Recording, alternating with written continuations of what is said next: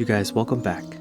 Today I'll be making red curry paste known asกแกงเผfrom scratch.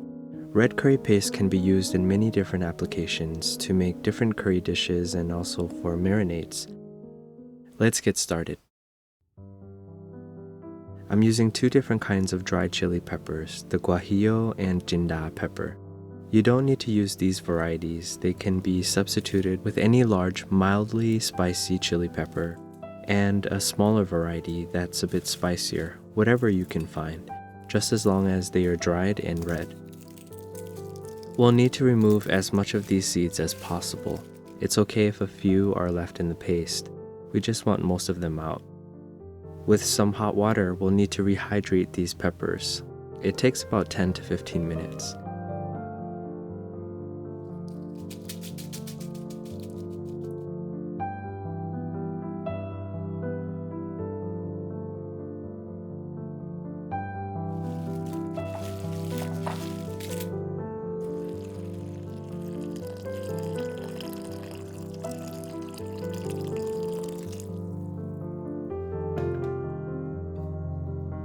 While red curry paste is quite accessible in stores these days, it's always nice to make a fresh batch for cooking.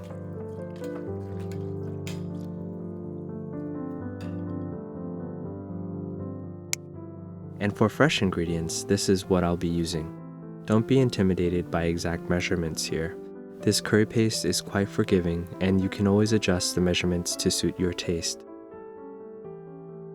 After 15 minutes, they look like this. A nice, vibrant red, and they're soft now.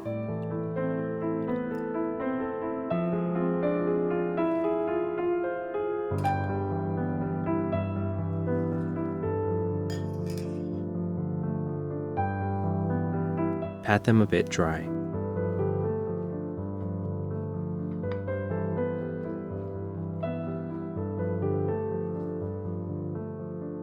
Let's blend everything up. I'll be using an immersion blender, which works really well for making curry pastes. Traditionally, curry pastes are pounded in a mortar and pestle, which gives an amazing consistency and aroma. But for the sake of time, the immersion blender gives an identical result.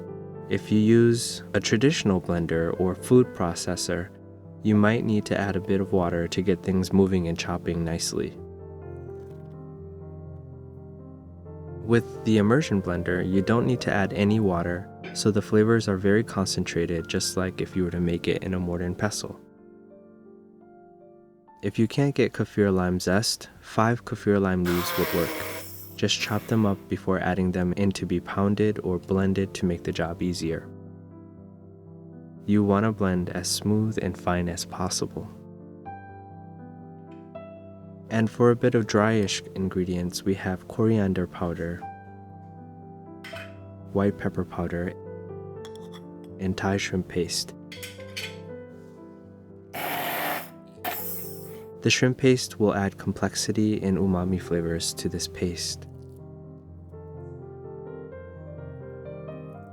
It can be stored tightly in a container in the fridge for a week.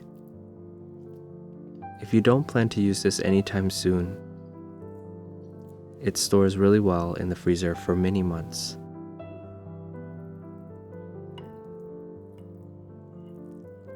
Here we have it, fresh red curry paste ready to be used for delicious meals.